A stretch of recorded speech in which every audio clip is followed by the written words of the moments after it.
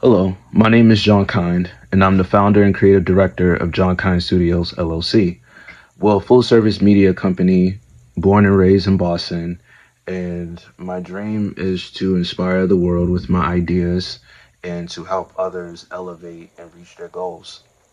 Today's topic, I'm going to talk about narcissism, but particularly, I'm going to share a story about my, I guess, narcissism survival story.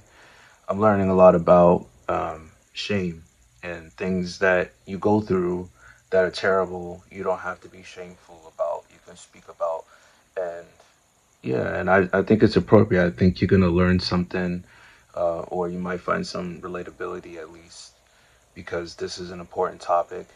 People rarely get to talk about narcissism and the effects of it and like ways to navigate it. So I'm gonna share some tools and tips on how you can get yourself out of certain binds and how to protect yourself for the future. So let's get into it.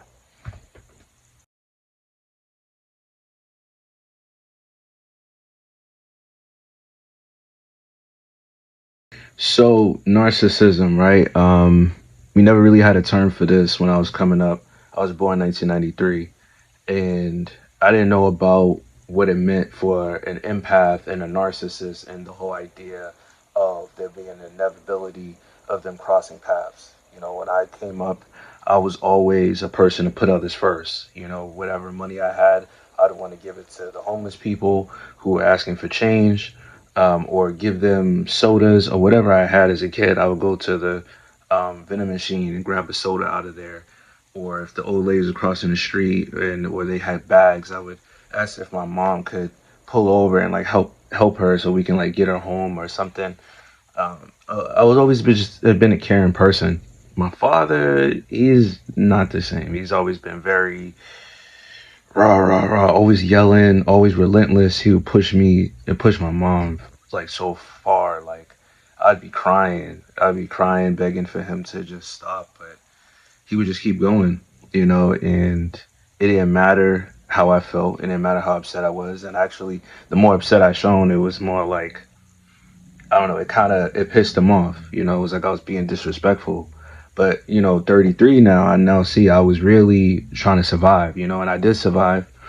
But one of the things that I didn't know that was developing in me was pretty much like a way to not really know what my worth is, and so when I got to adulthood, I encountered someone who I met more in my adolescent years. We used to talk on the phone all the time. I'm not gonna name the person because they would love for themselves to be known and all that, but I'm just telling this story because like I did involve them in some stuff that involved my art, my music, the things that are precious to me. So it's just, I don't know, it's a real big deal. Like this is different than like narcissism relationships is different than like any other relationships. It's not like no no regular typical bad breakup or whatever. Like this is literally like a scumbag who like came into your life and manipulated you, right? So pretty much this person, I thought this person was somebody who, I don't know, I related to because of the struggle, the things I was going through at home. It seemed like they were going through it. We would talk on the phone all the time. Back in the day where you had the corded phone and, anybody else could pick up another line. My grandmother would pick up and be like, I need the phone or get off the phone. But I would love to talk to this girl all the time just to hear what she had going on. She would talk about her mom, how her mom was just always gone, schizophrenic, and just couldn't like really just be there. And I would feel for her, we would cry with each other. And then we just kind of lost contact. And then years later, childhood friend I know that was still, I guess, in contact with her on social media. He was like, "Yo, you should check her out, man. Like, she's fine as hell now." I'm not even thinking that. I'm focused on my goals. I'm working out. I'm dropping videos and me like running and doing all this exercise and stuff. Not even thinking that. I was like, "Yo, okay, haven't heard from her in a while. Let me go see." And I noticed. I'm like, "Oh, okay, she does look pretty." Just try to get involved, and then we didn't really like go forward because I was still single. I was still doing me, and I was straight up about it. And I was dating other people. She was dating other people. But then it was like once I really like things really settled down for me, and it was like it was like aligned. It was almost like it felt like all the stars and the lines was coming together. I thought it was destined to be because I'm like, man, like we met when we were kids and now we're grown and she got a daughter, but it didn't matter to me because I'm like, hey, if this is what you're dealing with now, like we could work this out, and it was a process. I wasn't fully with it in the beginning, but I was still in that phase, in that mind of like, wow, I have a purpose. I got someone who cares about me. They want me to live with them. And she was so eager. She was like, stay with me, and bring all your stuff and move all your stuff in. So I felt like I was getting out of my old environment, like this person cares about me. We're going to go far, and they kept feeding that, like we'll be together late at night and she would be like, hold me, and she'd be crying these big droplet tears like, oh, I can't believe it, and I have nobody and I'm so grateful that I have you, and I was just like, dang, I know what that pain feels like. And all I ever wanted her to do was just feel happy,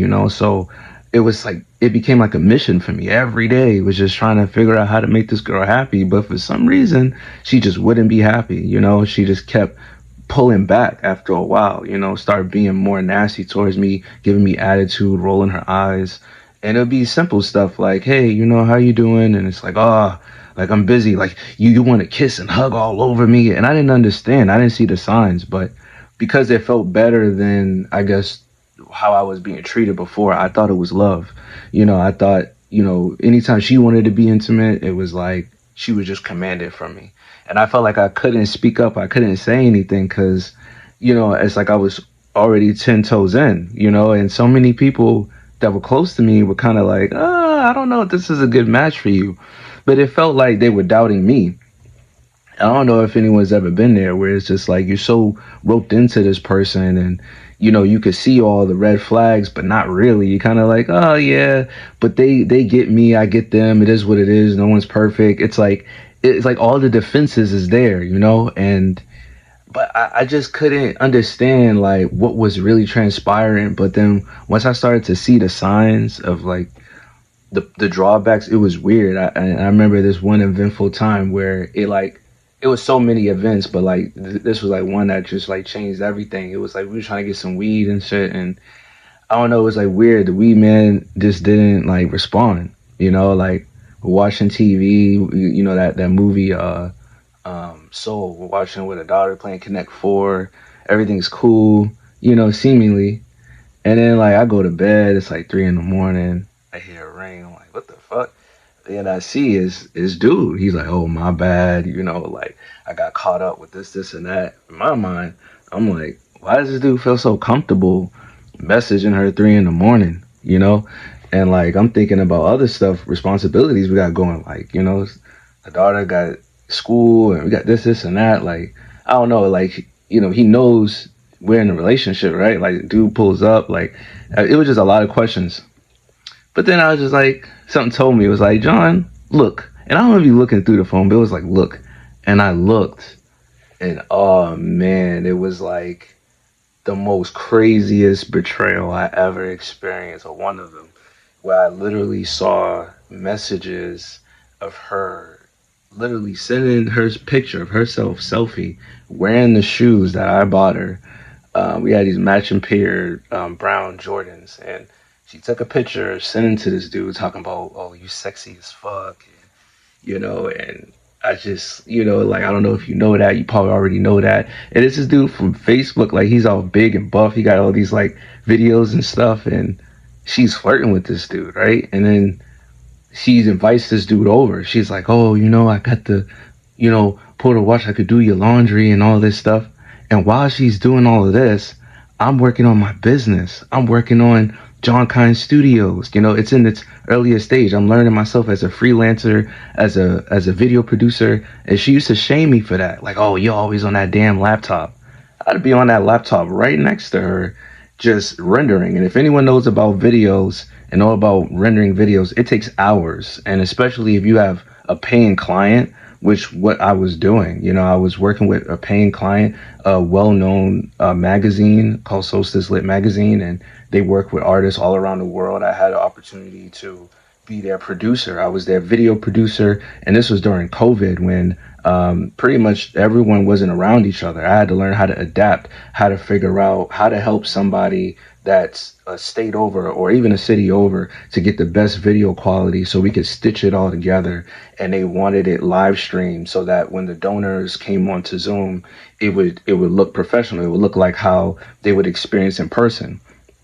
So imagine going through all that and your shorty is at home playing games. Like you thinking like she's taking care of business, she's a single mother. You thinking she's doing what she's supposed to be doing, but no, she's looking for the next best thing. She's trying to play both sides of the coin. So when I saw the messages and saw that she was triangulating the time that I was at home working on my studio stuff and she was inviting them over, it was just wild. I was like, what? And so, at that point, it became like a thing where I just started to pack my stuff up when she was sleeping and everything. And I just left. And then when I came back, she noticed the stuff was gone. Like, what the heck? But then I told her, I was like, yo, after her daughter left, I'm like, yo, so you want to talk about this? Like, what's up? I could have fronted her. She played stupid. And I was just so upset. But you would think that would be like the end of it. But no, I wanted to understand. I was still going back and I didn't understand. Like I walked out the door, I felt dignified. I was like, yeah, I told her that I didn't appreciate this and appreciate that. But it's like that shame that I felt was like, damn, like I'm walking away from something so easily. I should be more open minded.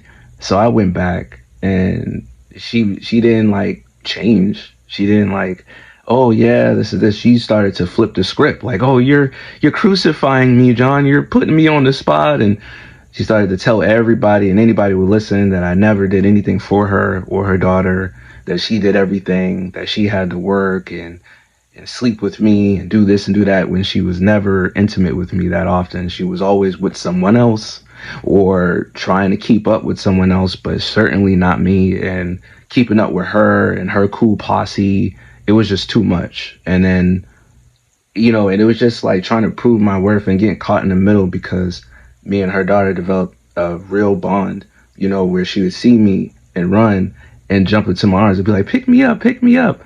And I felt privileged, like, I feel like God blessed me with that, because, before that, she wasn't feeling me like that. She'd see me coming and she just screamed, and it made sense because she's like, I don't know this guy, I only know my mom, and so we just took our time. We went to the park. We had to talk about everything, and a lot of guys, a lot of people, stigmas out there about being a stepdad, things like that. But I guess it's just because of the way I grew up. I never really had that stigma of like, oh yeah, like she got a kid, so don't be there or whatever. It was just like, but the caution had to do with stuff like that, like being used. And it still wasn't an issue with me. I was still like, nah, maybe there's just like a misunderstanding. And I kept making excuses. I kept just making excuses, kept going back, kept going back. And the last time I stopped going was when she had her friend threaten to have my mother and my sister jumped. And it was all because I chose not to be with her. It was like she seen the light all of a sudden. It was just me and her, and she's like, I changed and things are different now, and I want to give it a chance. And I'm like, no, like after you done smeared my name, gossiped and lied and tried to make me seem like the biggest like asshole in the world. Like, while in the midst, I'm like building my career, trying to figure out myself, struggling with the same things, like I was there when she was about to get evicted because she didn't have the money. None of her friends, none of the cool posse, the people she ended up gossiping about me to, was ever there. They liked to keep the room messy, the space messy. They loved to use everything up and then leave, but they loved the bragging points. And I just always wanted more. I always wanted more because it's just what I went through. Like I went through tough shit too, but I guess I don't look like what I went through. So she just looked at me like a come up. But then when it was like, this dude ain't got enough, then I was someone to just discard. And then she already had a replacement lined up, but it didn't work out. And it's still just an ongoing thing. But I'm not going to lie, it got me angry. It got me so frustrated at one point in my life because I was like, what the fuck did I do? Like, all I did was be there, be by her side. And that was That was the biggest issue, was I was there and I was by her side. And so it taught me a lot about discernment, about being more aware about who it is you devote yourself to, because I didn't really know what my worth is. I felt like that was the best I can do, was that person, because I was like, yeah, she's there and all that, but it was when I really reflected on it, I'm like, that was the most horrible relationship I ever been in, and it wasn't even a real relationship. And no matter how much I reflect on it, it's actually worse than what I'm describing. That's the messed up thing about it. And so getting the healing about it, I had to figure out how to differentiate myself from this person, how to break those ties, the spiritual ties, the love ties, the heart ties, the mind ties, all the ties, the financial ties. There's all these different types of binds that a narcissist will put you in. And I did confront her about that too, being a narcissist. But I felt bad about it during the time, because I was like, man, you could be wrong about this, John. But I was always that kind of skeptic. You know, I was raised to think that way, to doubt myself. And so that's the thing about narcissism in dating, is the fact that if you grew up in a way where you had a parent or someone who was self-centered, they made you chase their love, they always moved the goalposts, did all kind of other stuff, that your partner you choose might be just like them because they're familiar, but it feels better because they're catering to something. Maybe they're touching you or kissing you or telling you you're great. You know, they're giving you something to make you feel like you're loved. And if someone tries to take that from you, even yourself, it feels like no, like this person isn't that. And a lot of people get tied up in this, but we're seeing a lot of stories come out, a lot of celebrities, different people telling the truth, like, hey, you saw us in the photos and you see us on the tracks, on the music, or different other stuff, but you know, it wasn't always like that. It was like, you know, behind the scenes, it was way worse. And the thing is, you don't always know how to tell people how bad something is right away. And I know social media opens the door for a lot of us to tease and joke until that person goes through it. Then they're like, oh, snap. Like, you're looking for someone to understand. And it's like no one does. People are just judging you like, oh, you should have known better. Look at it. Look how they live. Look how they act. But not everybody is in that lane, you know, and I don't want anyone out there that went through what I went through to continue to judge themselves. I want you to know that if you are still struggling with someone and you don't quite know if they're loyal to you, if they're abusing your trust, they're betraying you, they're turning people against you, they're doing all that, you got to separate yourself totally, completely. They're never going to separate themselves from you. They're always going to talk about you. They're always going to continue to do their moves and try to turn other people that haven't met you against you. But the truth will prevail. Because as you are standing in the truth, as I stand in the truth, it may not be the coolest thing. It may not be as flashy, and the lies may be still blaring and loud, but tick, tick, tick, tick, time goes. Time goes forward. We all have to move forward. That's the beauty thing about God, praise his name, is that we all have to move forward. Narcissist and non-narcissist, empath or non-empath, we have to move forward. And so when that forward comes and we're in that new dimension, in the narcissist mind, they expect to see themselves on top and you on bottom. It's not enough that they're on top. Don't think narcissism is just like, oh, you conceited, you like yourself. It's not enough that they like themselves. They need you destroyed, and they don't like themselves. That's the main thing. But we want something to believe in. We're human beings. Why would you want something great to believe in? You know, it's like if you don't believe in religion or God, and the next person, like a woman, is beautiful and she's giving you all of your validation, she becomes kind of like your God, and that's what she wants to be. So my ex, she felt like she was my God because she was preying on a vulnerability that I had, a wound from childhood that was yet to be healed. I was healing hers as she was sabotaging mine. But once I separated from her friends and everybody that was toxic, everything started to come back to me, who I was, who I've been, what I'm about. And I'm still on this journey. I'm still growing. I'm still learning what's most important to me. But my journey now is to help others, inspire others who are in the cycle, because I realize it's bigger than me. I'm not the only one. It just feels like it when the pain is real, unique. Like no one dated the person I dated the way I did, but other people have. There were other victims other than me before her, and I didn't realize. Like I was like, oh snap! Like these folks was already hit before I got suckered. It was just my turn. And hey, it is what it is. Now that we're in this time period, I just want all of you to know that trust your instincts. Like when your instincts tell you, wait, this person said this, but they're doing that. This person is consistently doing that. Don't make your heart go, oh no, I'm a bad person because I'm accepting what I see. No. Like if you want to do that, fine, but you are an accomplice. Think about the people who are in very abusive situations. I mean, what I'm describing is like there's more to it, and I'll probably open it up in another video and just go into more detail about it. But just for the sake of the conversations, because I just be going off the cuff, this is really important because this translates to all things like business, your job, like your family ship. Like it's not just my story with this one isolated incident. It's bigger than that. Like see yourself and your worth and understand like if you don't lay claim to you, there'll be someone else who's predatorial, who will see your light, see what you bring, and you're like, oh, you don't think you're pretty, you don't think you're beautiful, you don't think you're handsome, you don't think you're smart. They'll validate that weakness in you. First, they'll try to build you up, and then they'll try to break you down. So you got to be able to discern on who is for you and who's against you. Because one of the things when you're coming out of it is you start to distrust people less. You start to look at everybody as a narcissist. And to be honest, not everybody's a freaking narcissist. So if you could be solid and grounded in truth and give things time when you're meeting people and being honest with yourself and being honest about what your experience is, don't be in shame.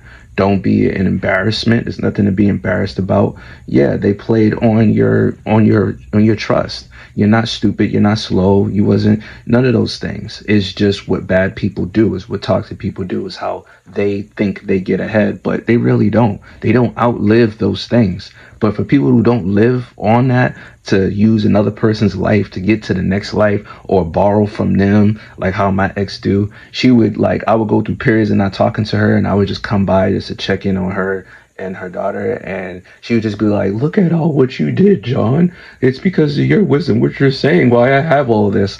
But it was a bait to try to get me to try to come back into her life so I can do little things and she can control it better.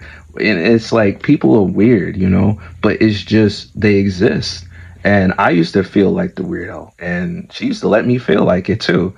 But it was all part of the learning curve. But I'm a rare breed. Not everybody gets to come out of their narcissistic relationships. A lot of people still are stuck with that person because they don't want to be alone on Saturday, on the weekends, and they want to have someone to have sex with, or it's like it's always something small because a narcissist will never provide you volume enough for you to really qualify it as a real relationship, but they'll provide just a bit enough to get you to feel like you got something.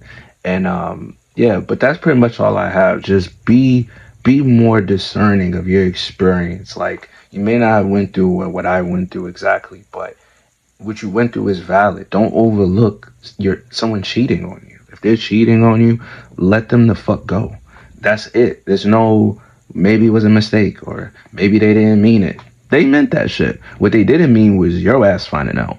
And if anything, they might turn it against you just because they're insecure to begin with. And it's like they got to find a way to move forward, and they don't want to be buried by that guilt. Even if you got to carry the guilt for them, they'll do that. So don't carry the guilt. Don't take the guilt trip. Don't buy the ticket. Even if they buy you a ticket for a guilt trip, be like, no thanks.